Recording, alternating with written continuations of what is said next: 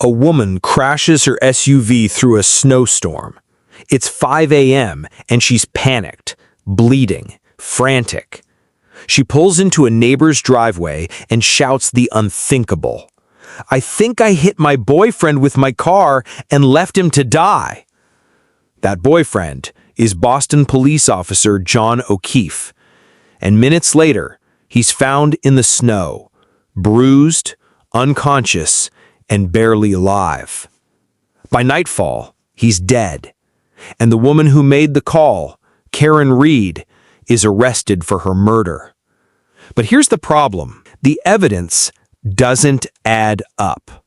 The timeline unravels. And soon, the case explodes into a national scandal, with whispers of cover-ups, police corruption, and a woman who might have been framed. So what really happened that night? Did Karen Reed kill the man she loved? Or was she the only one brave enough to question the blue wall of silence? Karen Reed and John O'Keefe weren't just a couple. They were a collision of two lives under pressure. She, a financial analyst with a sharp wit and strong personality. He, a decorated Boston police officer, respected, serious, guarded. To outsiders, they seemed solid, but those close to them described something else. Frequent arguments, often on breakups, an undercurrent of mistrust. On the night of January 28, 2022, everything changed. John had gone out drinking with friends, mostly fellow officers, to a house party in Canton, Massachusetts. Karen wasn't invited, but around midnight, she says she drove him there. He never texted her back, never came home. By 5 a.m., Karen was frantic. She claims she retraced her steps, eyes searching through thick snow. That's when she saw it. A figure in the yard, face down, barely visible. It was John, unmoving, bleeding, covered in ice. But the snow didn't just hide his body. It may have buried the truth. At 5:45 a.m., Karen Reed made the 911 call that would change everything. John O'Keefe was found face down in the snow outside the Canton home of a fellow officer, Brian Albert. He had blunt force trauma to the head, cuts above his eyes, and signs of hypothermia. Karen was shaking, covered in scratches, and wearing a torn sweatshirt. And what struck me when I saw him was his mouth was open a little bit. Paramedics rushed John to the hospital, but it was too late. He was pronounced dead. Police quickly turned their focus on Karen. Her SUV, a black Lexus, had a cracked taillight and dents. A shard of red plastic was allegedly found at the scene. Officers claimed this matched her car. By 2 p.m., Karen was arrested for vehicular homicide while intoxicated and leaving the scene of an accident. But even then, something felt off. There was no blood on her bumper, no tissue, no hair, just theories, and a lot of silence from the people inside that house. And that silence, it was about to roar into national headlines. The house where John O'Keefe was found, 34 Fairview Road, belonged to Brian Albert, a fellow Boston cop. That night, the party inside was full of officers, family, and close friends.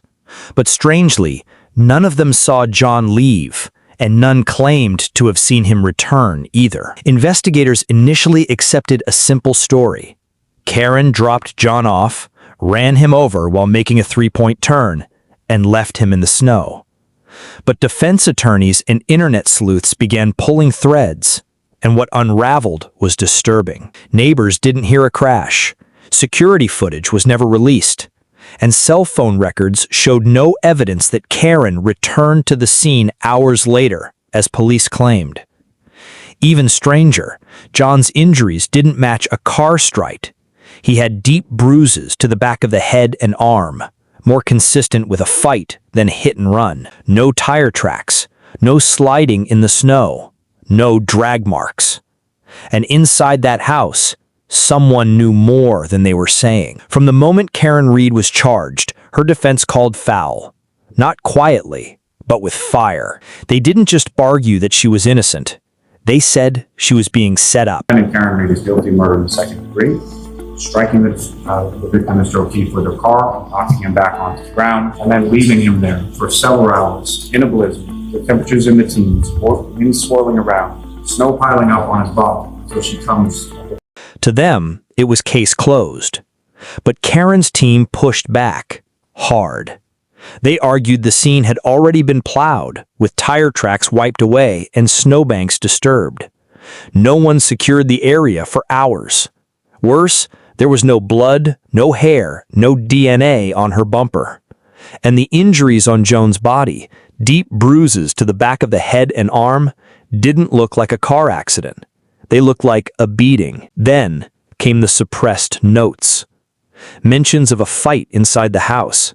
Evidence not entered into the official record. And if that note was real, who was the real killer? At first, the public saw Karen Reed as guilty, reckless, angry, and spiraling.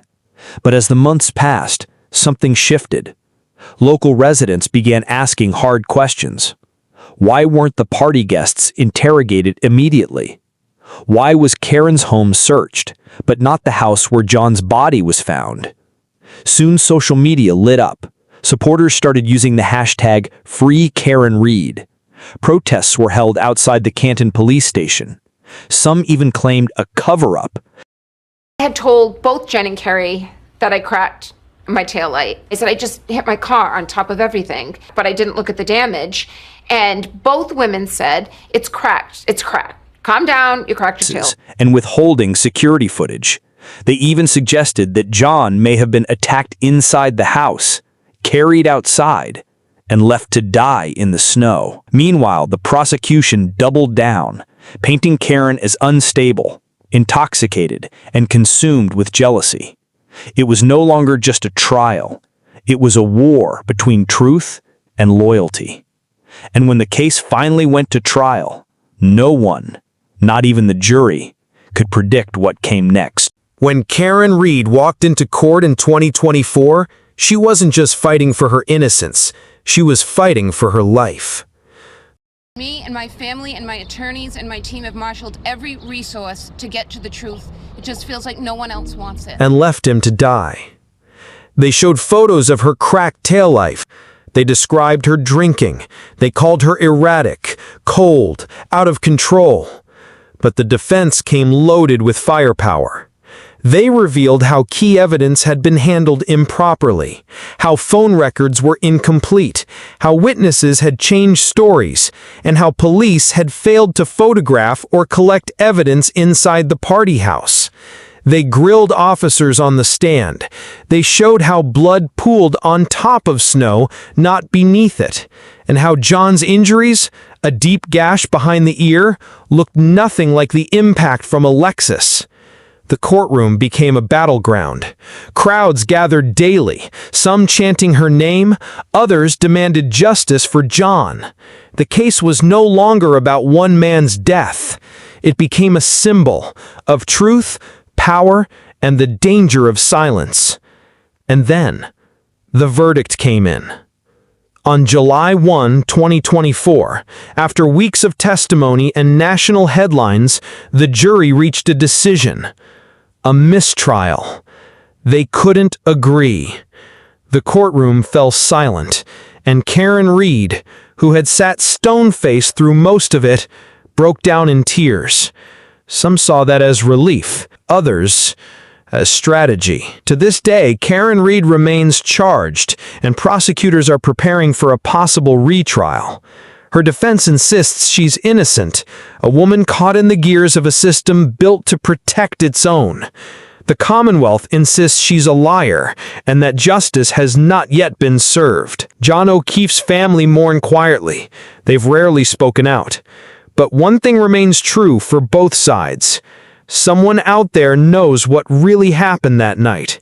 And whether it was a tragic accident, a brutal betrayal, or something more sinister, the truth has yet to be fully revealed. If this case moved you, hit subscribe and turn on notifications, because here at Unmasking Evils, We don't just tell stories, we give voice to the ones who can't speak anymore.